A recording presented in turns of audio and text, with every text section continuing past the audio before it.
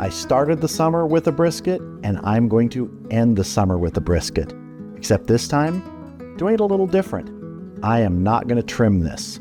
Yeah, we're doing an untrimmed brisket to see how it's going to turn out. Now, this is nothing new and novel. Lots of people have done untrimmed briskets, but honestly, I don't think I have. I've done mostly trimmed briskets, and as I always say, I am no expert brisket trimmer. I'm a backyard barbecue guy.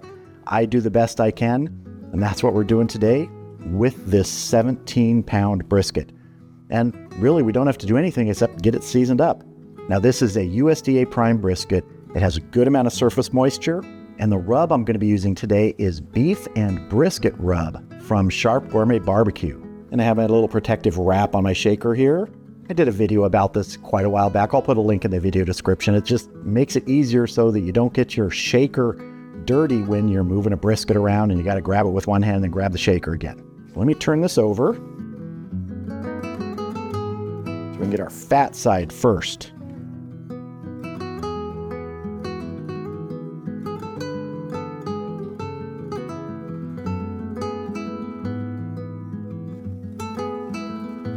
Going to try and get good coverage here. We're going to be doing this out on the Lone Star Grillz offset tomorrow. Yeah, getting it ready the day before like I do almost all the time. Turn our brisket back over.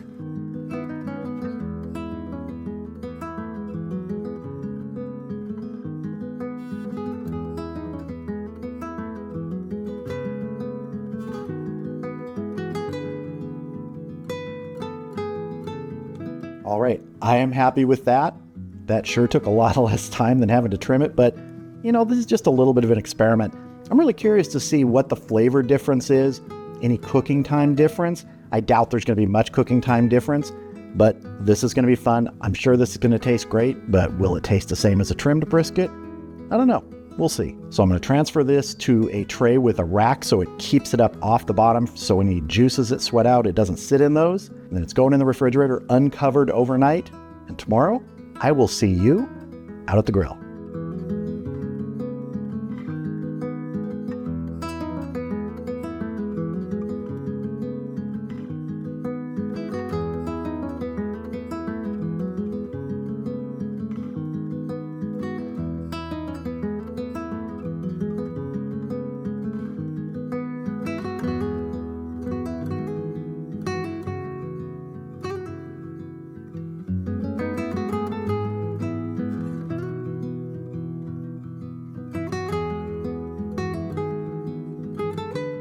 All right, the Lone Star Grillz 20x42 offset is up to temp. My target today is 275 degrees. I'm burning hickory and I've got about a half a gallon of water in the cook chamber. So let's go ahead and get our brisket on. I'm gonna put our point towards the firebox. I'm not putting any temp probe in right now. I'm just going by texture and color. When I reach the texture and color I like, then I will wrap it. Then I'll get a probe in, because we're going to go to about 203 degrees and then we'll probe for tenderness. So we're going to get this closed up. We'll come back in about an hour, give it a spritz. Probably is going to need it. Sort of a warm, dry day today.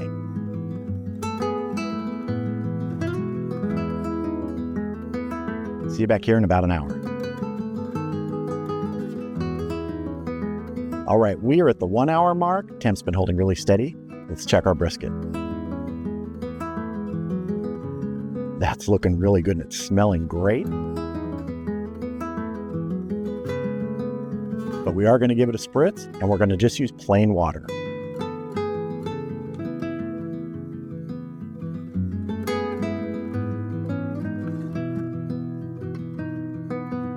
All right, we're going to get this closed up, let it keep smoking. We'll come back in another hour.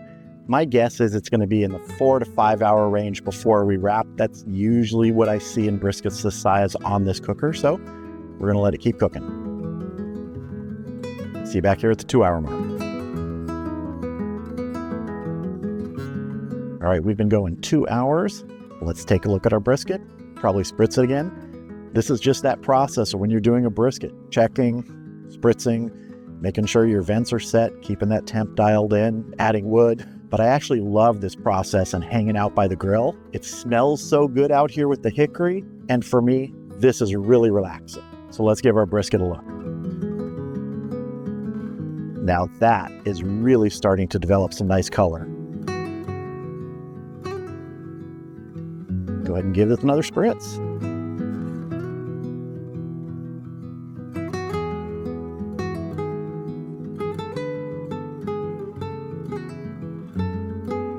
I'm really interested to see how this no trim brisket is going to turn out. It's looking great. It's smelling great. Proof is in the pudding at the end when we slice into it. I don't think I mentioned it when I put the brisket on. I do my briskets and other large cuts like pork, but fat side down. It's just my preference. You could do it fat side up, no problem. But let's get this closed up, let it keep smoking. We'll come back at the 3-hour mark and see how it's doing.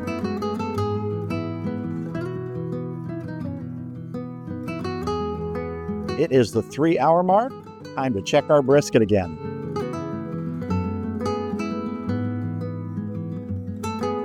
Wow, that is really looking good. It is smelling great. The flies, I can tell, want some of this. I'm keeping them away. Let's spritz this and get the lid closed to go to 4 hours, because I think the way it's looking now, we're going to wrap at 4 hours.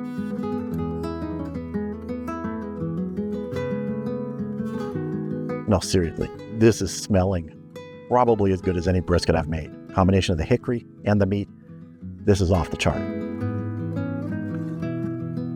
See you back here at the 4-hour mark when we will wrap this brisket. We are at the 4-hour mark. Let's get our brisket wrapped. Wow, that's a beauty. Look at that. I'm going to try and keep the flies away and get some spritzing liquid on my wrapping paper here.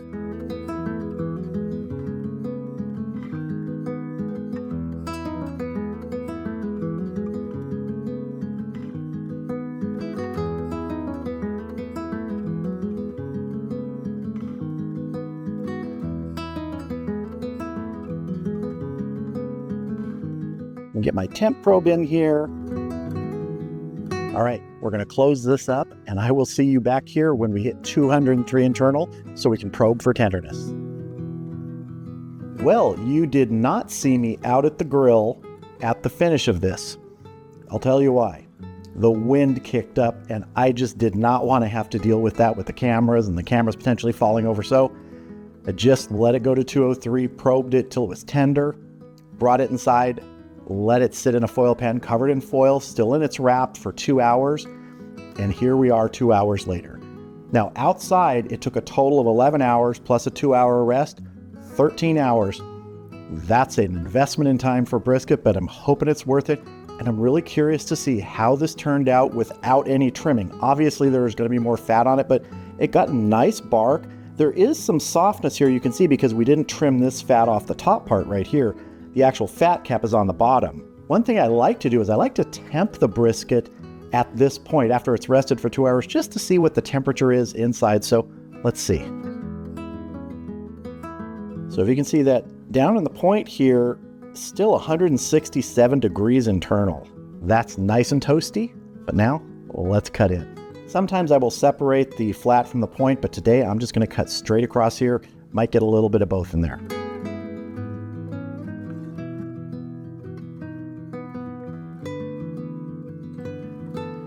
And let's get a slice to pull out.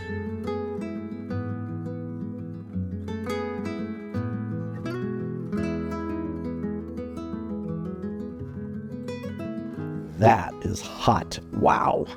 Wow, that is hot. Oh, but look at that.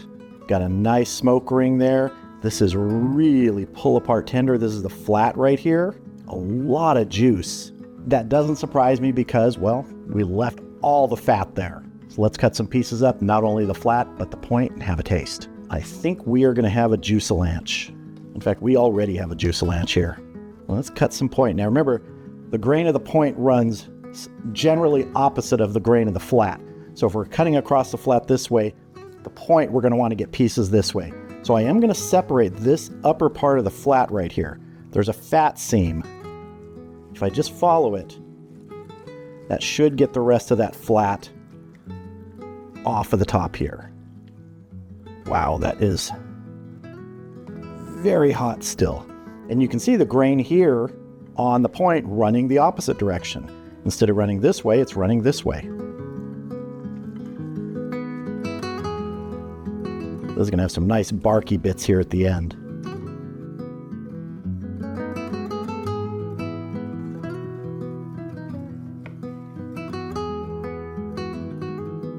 So you can see we left a lot of fat there. There's going to be more fat.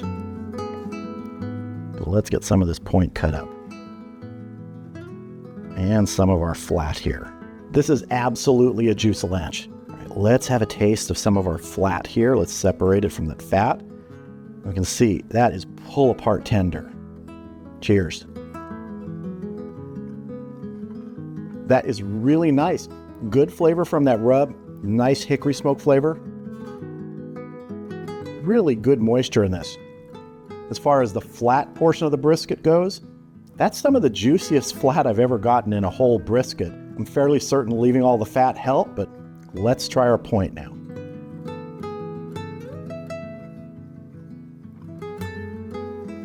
Seriously, if there's something better than brisket point, I don't know what it is. Absolutely delicious flavor. Tons of juice. Now imagine if the flat was as juicy as it was in this one, the point is like swimming in juice. I'm not saying I would do a brisket without trimming all the time, but gotta be honest here, I don't see a downside to this one.